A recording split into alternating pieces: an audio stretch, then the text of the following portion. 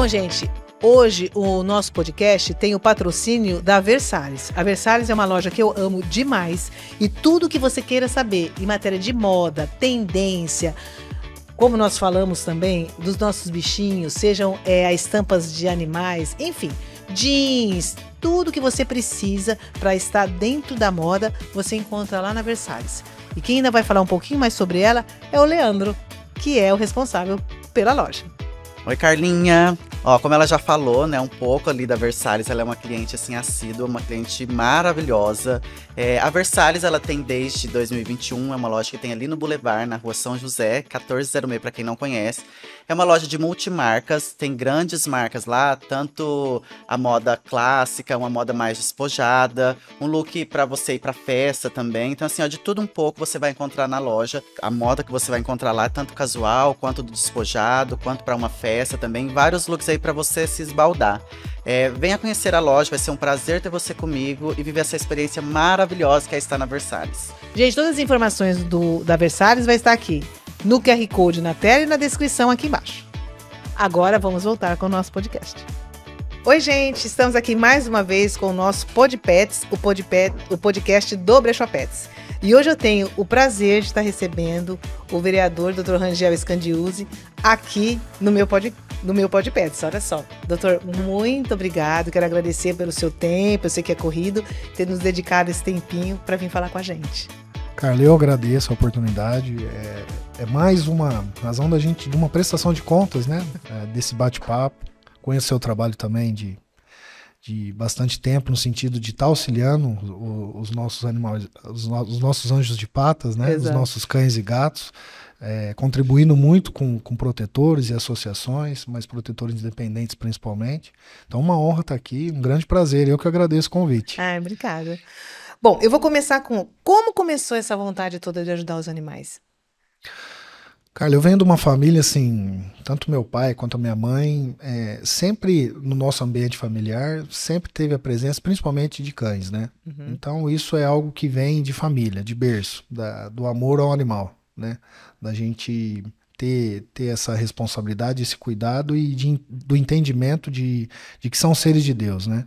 A gente vem de uma família muito religiosa, meu pai católico, minha mãe vem da doutrina espírita, e então a gente tinha esses conceitos, né? Uhum. Esses valores de vida, mas principalmente de amor ao próximo e de amor e respeito aos animais.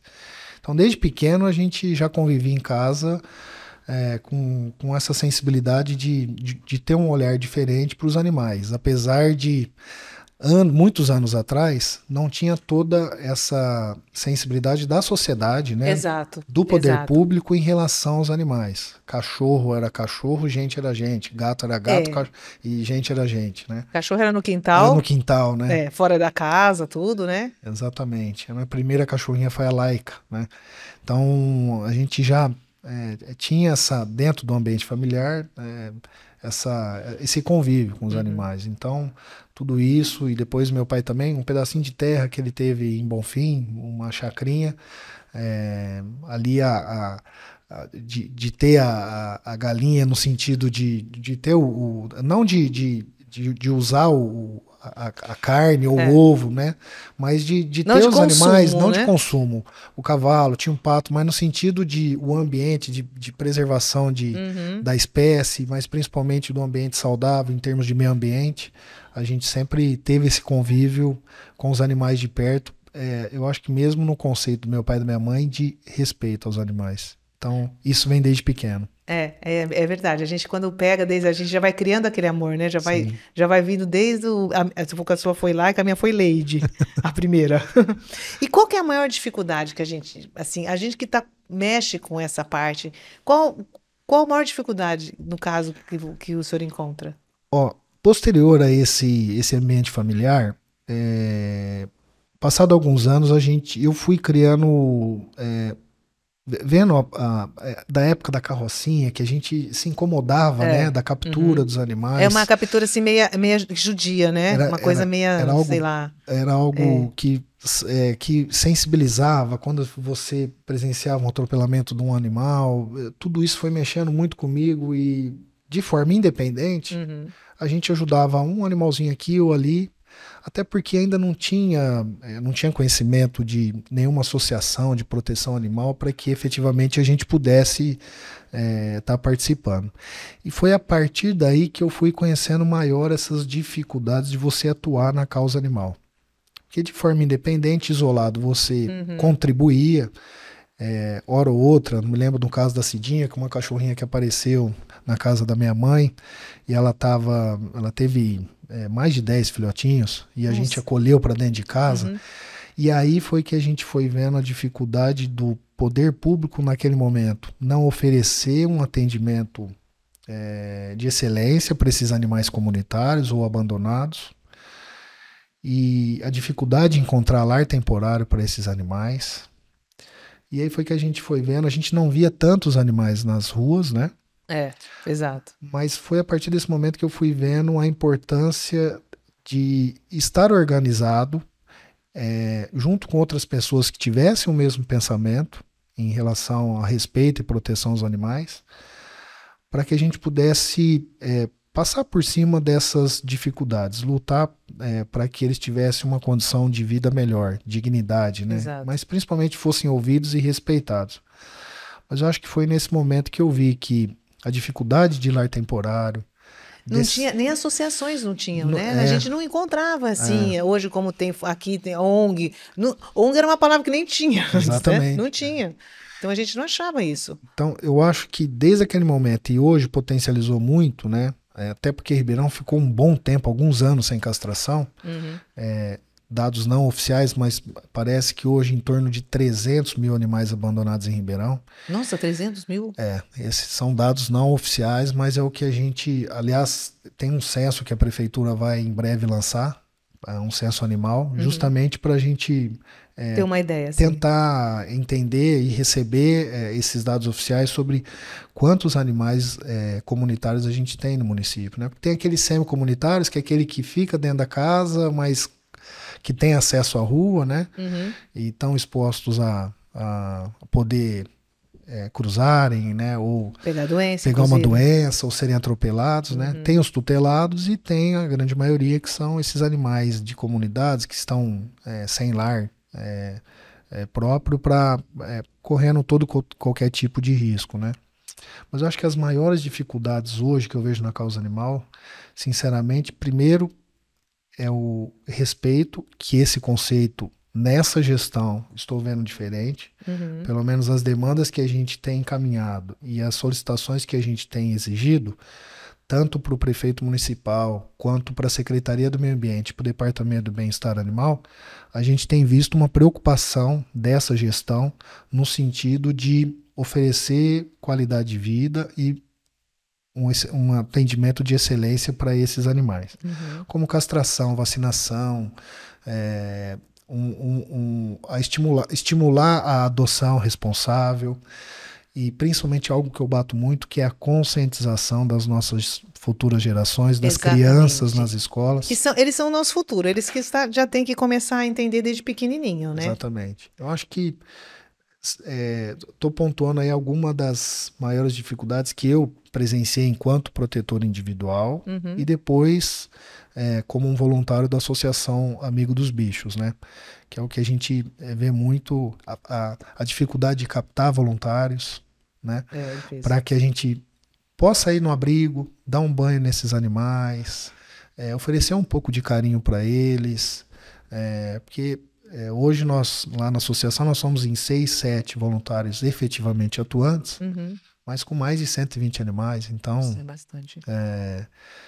Falta esse voluntariado, né, para que nos ajudem a cada vez mais a gente oferecer qualidade de vida. Apesar que hoje, particularmente no nosso abrigo, eu sou suspeito a falar, mas lá é um santuário. Lá eu me emociono um pouco, lá tem animais, cada um com a sua história específica. Se a gente for começar a falar de todos, né? Alguns com algumas complicações pelo fato da situação em que foram acolhidos, né? Atropelados, as sequelas, maus tratos.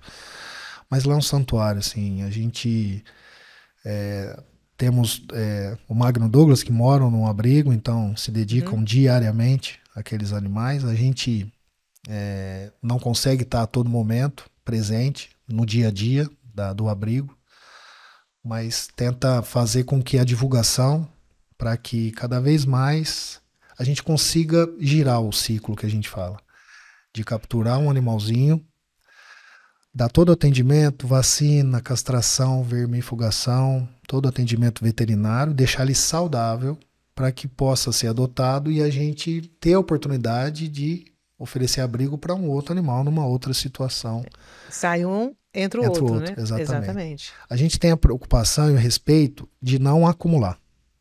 Porque a partir do momento que eu passo da minha capacidade de acolhimento, eu vou deixar de oferecer qualidade de vida para os que estão lá. É como diz, abraçar o mundo com as pernas não dá certo, né? Exatamente. A gente tem que ir dentro daquilo que a gente pode também, exatamente. Né? E como o senhor já quase foi entrando, porque eu ia perguntar assim, qual que é o ponto mais crítico na ajuda? Acho que o ponto mais crítico já saiu, né? O principal de todos eu acho que é conscientizar castração, que eu acho isso... Porque quanto essencial, mais castra, né? Menos tem problema de sair. Essencial. Né? Porque tem mundo que fala assim... Aliás, eu já debati aqui sobre a castração. Porque... é bonitinho, eu quero. É bonitinho, eu vou tirar só a primeira. Só que esquece, deixa a primeira, ele vai passando. Fora um monte de doença que ela também evita, né? Que os veterinários já vieram aqui para falar um monte de doença que evita. Então, acho que isso é um ponto crítico, né? A parte da castração, que precisa não só conscientizar as pessoas que já têm um animal, porque não é só, é o poder público. Não, não é não. Tem que conscientizar você que tem um animal, que pega um animal. Inclusive, o pessoal, hoje, que a gente tem bastante essas partes, que, por exemplo, no caso do My Cat Café, que já é tudo castrado. Então, eu acho isso muito importante. E o pessoal que também as próprias ONGs, que já também doam um animalzinho já castrado. Então, acho que isso aí é um dos pontos principais para a gente que tem que debater, né, nesse caso. Com certeza, Carla. Eu acho que castração, né, a gente usa aquele termo que castração é a solução, ou castração é um ato de amor, e é em cima disso mesmo. Eu acho que somente fazendo esse controle populacional, mas não só o controle, mas também o fato de você castrar, você vai estar oferecendo qualidade de vida e saúde para esses animais também, né? Inibindo algumas doenças. Então, é o que a gente tem procurado. A gente tem uma palestra que a gente faz em algumas escolas. A gente até, algumas escolas particulares a gente já fez, e a gente fez até uma solicitação para o secretário da Educação, permitindo que a gente possa levar essa mensagem sobre os maus tratos, sobre o abandono, sobre a importância da castração para esses alunos, para que eles possam levar para dentro do seu lar, né? Discutir isso com a família, com o papai e com a mamãe, porque conscientizar em relação à castração, a importância. Hoje a prefeitura, após um longo tempo de castrações insuficientes, desde janeiro a gente tem conseguido que diariamente, efetivamente, o número de castrações tem aumentado. Uma nova licitação agora no valor de 250 mil, para que tanto os animais comunitários como os animais tutelados possam receber essa castração. Porque a gente entende também que tem muito tutor com uma certa vulnerabilidade social. Isso, uma baixa renda que não consegue, exatamente. Que não consegue ter acesso ao procedimento. Então é aí que entra o poder público no sentido de oferecer isso de forma gratuita, responsável. E a gente tem tido a sensibilidade do prefeito municipal, mas ainda, apesar das pessoas fazerem o cadastramento para participarem da castração, infelizmente tem dias em que o índice de falta é muito grande. Não vão. Pode ser que talvez por uma dificuldade financeira de deslocamento. Também, sim. Mas é isso que a gente tenta efetivamente sempre tá falando, sempre tá dialogando, e essa mensagem que a gente sempre tenta tá passando para as pessoas, de que a castração, você que tem um animalzinho, é o que eu falo, você não é obrigado a ter um animal, mas a partir do momento que você tem que cuidar, né? Tem que cuidar, né? E a castração, a alimentação, a gente atingiu os princípios da causa animal, os 5 princípios fundamentais de uma boa alimentação, de ter água disponível, um ambiente saudável, espaço para o bichinho poder correr e brincar e socializar, para que a gente cada vez mais consiga diminuir esses índices de abandono, esses índices de animais comunitários nas comunidades. E mais uma notícia agora, em primeira mão, que a gente traz, é que o castramóvel, após vários anos... É que eu ia perguntar. Me perdoa. Imagina, É eu queria saber, será que não tem um castramóvel pra gente? Quando a gente fala de um assunto que é do coração, aí a gente fica um papo Mas gostoso, é ótimo, né? Exatamente. Aqui é pra isso, como é que é? Ir na maré, na maré do papo, exatamente, vai fluindo. E o castramóvel, depois de tanto tempo inativo, através de uma luta nossa também, sensibilizando o prefeito e o secretário do Meio Ambiente, a partir, acredito que em maio agora vai estar nas ruas, nas comunidades. Nossa, isso é ótimo. Para poder efetivamente estar trabalhando e capturando esses animaizinhos comunitários e estar fazendo a castração. E é bom porque ele já está no lugar, né? Sim. Então a pessoa não precisa se locomover nem nada. Exatamente.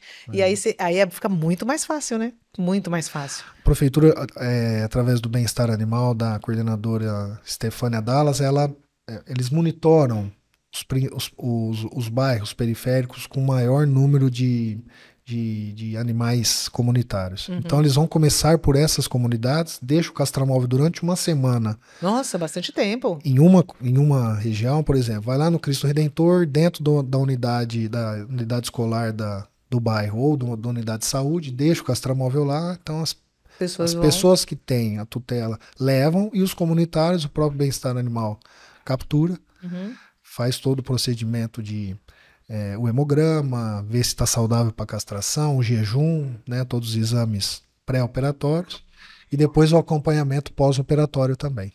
Então, é algo que a gente vai vendo que está acontecendo, a castração, que é o que a gente tem que cobrar diariamente do prefeito e graças a Deus ele tem compreendido e entendido. E com isso também fazendo esses exames, eles já podem prever doenças, já podem fazer o tratamento e assim evitar que passe. Isso é muito importante, né? Porque a gente pensa só a castração, mas não é. Dentro da castração abrange já um monte de coisa que já pode ser resolvido. É saúde pública, né? Exato, Muitos casos de leishmaniose e também agora... Doença do carrapato. Doença do carrapato e a esporotricose, que é uma doença grave do gato.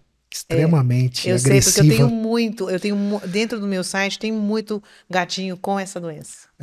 E a gente ela é bem feia, né? Ela é bem triste. É muito, muito, muito séria. E ela é extremamente agressiva, né?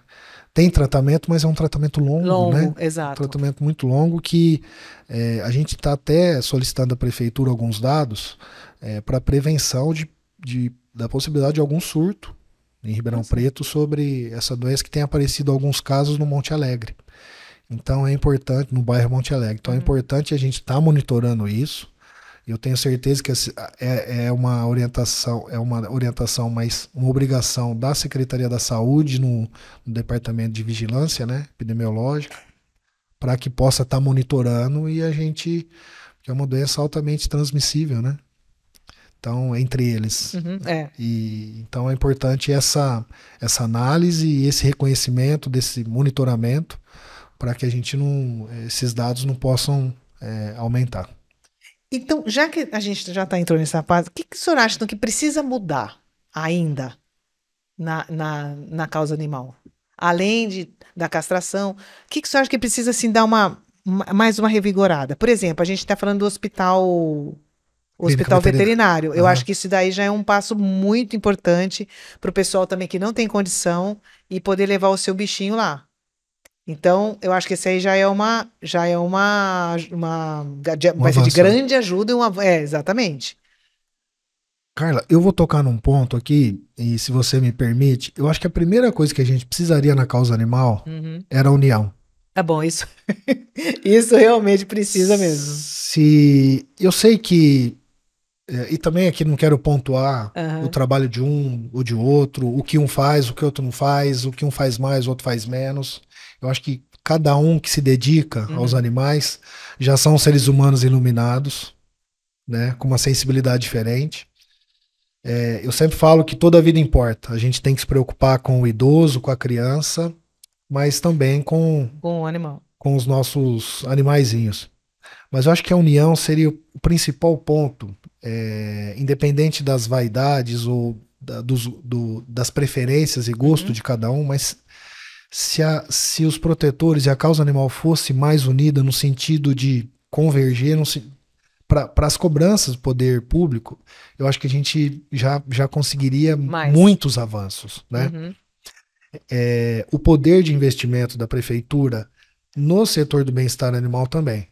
Porque o bem-estar animal, hoje é um departamento que ele está associado à Secretaria do Meio Ambiente. E o recurso que a pasta tem para todas as necessidades do bem-estar animal são insuficientes pela demanda. Certo. Só que política pública a gente só trabalha a partir de demanda. Pode ser que talvez alguém não tenha alertado o executivo de que, olha, tem muito animal abandonado, não está tendo castração, está aparecendo muito caso desse tipo de doença ou daquela. Então, a partir do momento que a gente consegue pontuar essa demanda e mostrar para o poder público, eu acho que os avanços vão acontecendo de investimento. Certo. Eu não gostaria que tivesse só uma viatura de castramóvel, eu gostaria que tivesse uma em cada região, né? Se fosse possível, né? A clínica popular veterinária, lógico que ela vai contribuir, porque você não tem nada, a partir do momento que você tem alguma coisinha, já vai colaborar, mas ainda assim vai ser insuficiente pelo número de atendimentos diários, ainda vai ser insuficiente pela demanda que Ribeirão Preto precisa, até porque a clínica é um projeto estadual. Então, por obrigação, ela tem que atender não só os tutores e os animais de Ribeirão Preto, mas da região metropolitana. Então, o número de vagas para as avaliações, para as vacinas, para as internações, para as castrações é insuficiente ainda pela demanda que vai ter. Uhum. Então, quem sabe a gente amanhã possa ter um SAMU veterinário, quem sabe a gente pode ter uma UPA veterinária, e é nesse sentido que a gente vai brigar para que a gente possa construir cada vez mais políticas públicas, e é até uma oportunidade para deixar o nosso gabinete, é o que eu falo para todos os protetores e quem ama os animais, que não é o Rangel que está ali, tá só o meu nome ali, mas ele é um gabinete da causa animal. Então todas as demandas e as necessidades, isso foge da discussão ideológica, política, não é isso que a gente está discutindo. Usar o gabinete nosso justamente para a gente entender quais são, porque às vezes eu tenho alguma dificuldade que eu não estou atento, eu não percebi, mas que a Carla, o João ou a Maria conseguiu identificar e trazer para a gente poder discutir, né?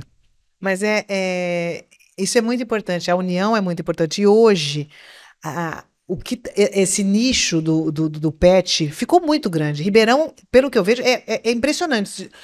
Você desce, por exemplo, na Independência, acho que só de clínica tem quase umas 20, não sei. Se for contar, o tá do lado de cá, do lado de cá, e vai subindo. Então, assim, para a causa que o pessoal tem uma certa condição, mas tem um monte, hospital. Então, isso para cá tem coisa que eu entrevistei aqui que eu nem sabia que tinha. E hoje esse mundo pet está muito grande.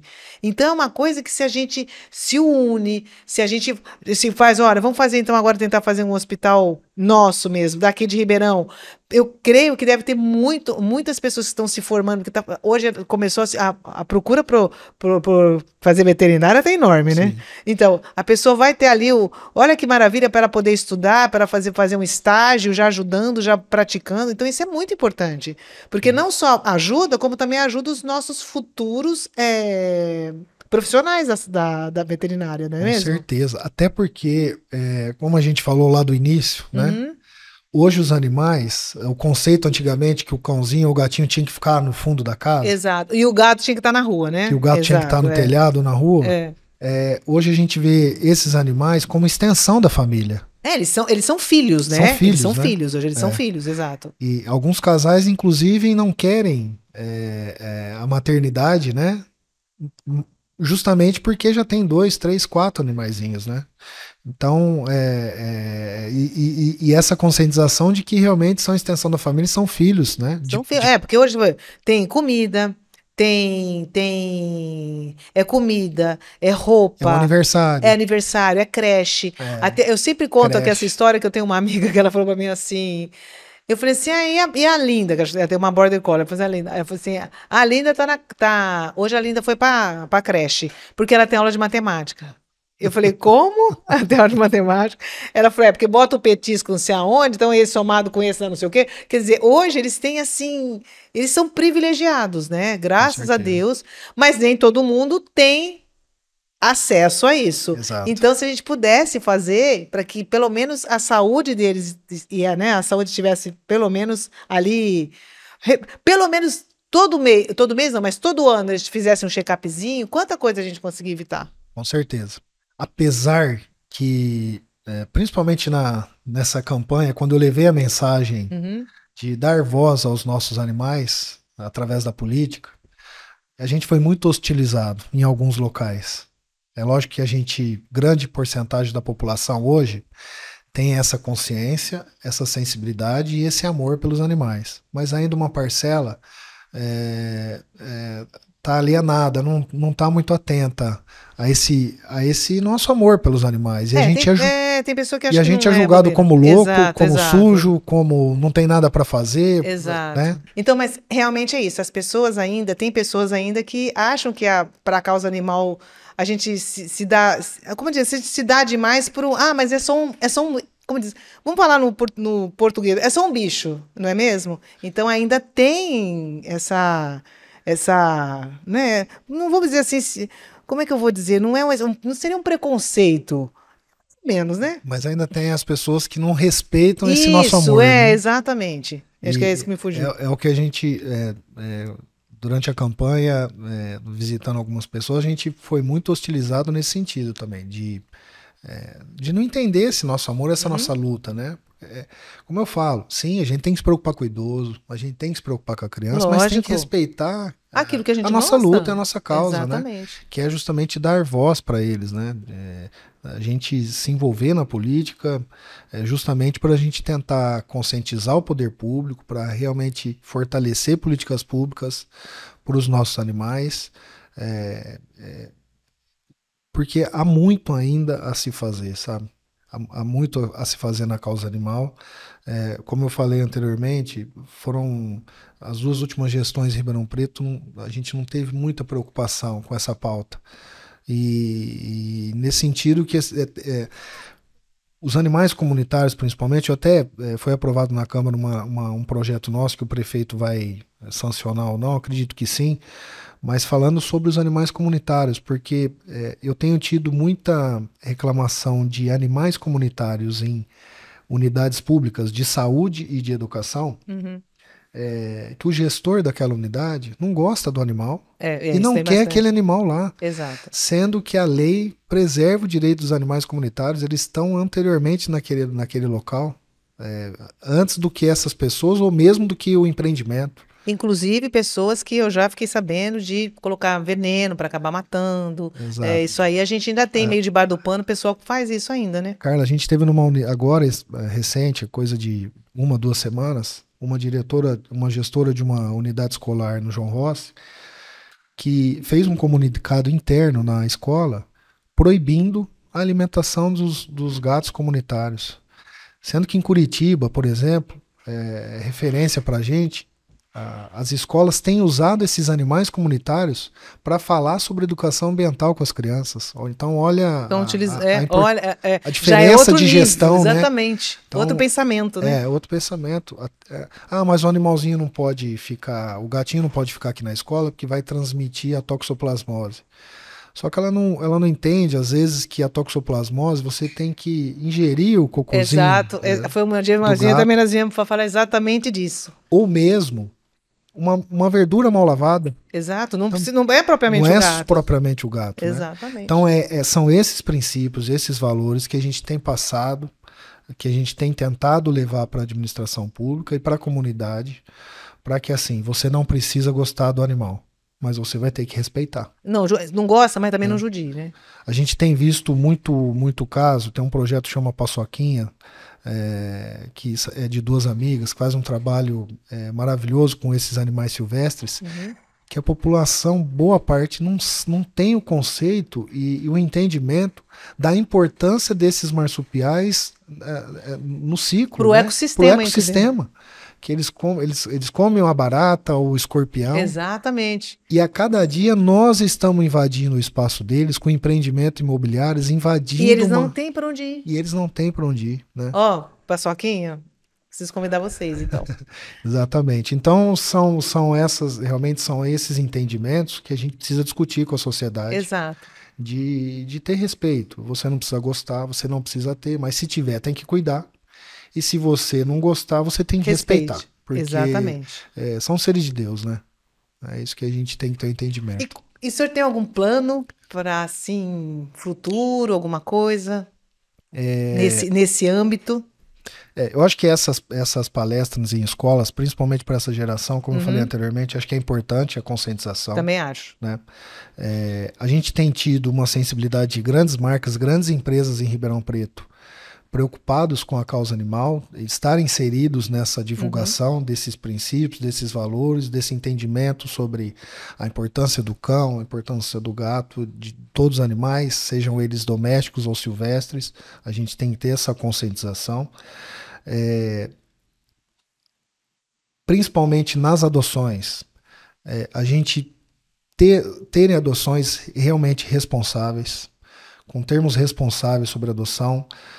Mesmo com todo esse critério, Carla, esse mês o nosso projeto teve a devolução de 6, é até triste falar um termo desse, uma devolução, triste. Parece que é uma mercadoria, triste. Né? Exatamente. Mas a gente teve... Que descarta, né? Teve 6 animais que foram adotados com a gente, onde a gente fez todo o protocolo de conhecer o local, saber para onde estava indo, de orientar o tutor sobre a adoção, sobre um animal filhote, que ele vai crescer, que ele vai morder o pé da cama, que ele vai pegar o sapato, que ele vai pegar o fio. Que ele precisa de veterinário, que ele precisa de comida. Que se for gato, precisa ter lá a casa, ter lá o apartamento, evitar a rota de fuga desse animalzinho. Passando todas essas informações, a gente teve a entrega de 6 animais. Inclusive um deles era um animalzinho que estava com a família há 6 anos. Nossa, 6 anos. E devolveram pra gente novamente. Já teve caso até de... Mas por quê? Mais tempo. Eu acho que o que a gente pede pra Deus, acho que é falta de evolução, né? Devolver do que, né, jogar na rua. Pelo menos isso. Principalmente verdade. O Amigo dos Bichos tem esse princípio de novamente ter o animalzinho com a gente, porque senão ele vai abandonar. Né? Então, a gente acaba, de novo, pegando o animalzinho para que, quem sabe, se não conseguir um novo lar, vai ter amor e vai ter carinho lá no abrigo. É uma coisa que eu vejo muito, principalmente a rede social da gente é só animal, né? É assim, estou mudando, vou doar o fulano. É porque ele não pode ir junto? Gente, isso não me conforma. Eu tenho uma tática para isso, viu, Carla? Assim, eu acho que as maiores solicitações que eu recebo diárias é realmente de resgate, de lar temporário, de animais comunitários, mas em alguns casos, nesse sentido que você trouxe aqui. Angel, eu tô mudando para outra cidade, eu tô saindo de casa, tô indo para apartamento e eu não tenho como levar o animalzinho. Ou minha mãe morreu, meu pai faleceu e ele tinha 2 cãozinhos ou 2 gatinhos e eu não tenho como abrigar. E aí eu falo assim, bom, se você está mudando de residência e não pode levar o gato ou o cachorrinho, então a gente vai resgatar o cachorrinho ou o gatinho e aí você já doa também pra gente a televisão, a máquina de lavar, o carro, que a garagem vai ser menor, às vezes seu carro não cabe. Não, já, mas aí... Né? A gente tenta dar um choque de realidade, né? Exato. É lógico que é uma brincadeira que eu estou trazendo aqui, mas é nesse sentido, porque...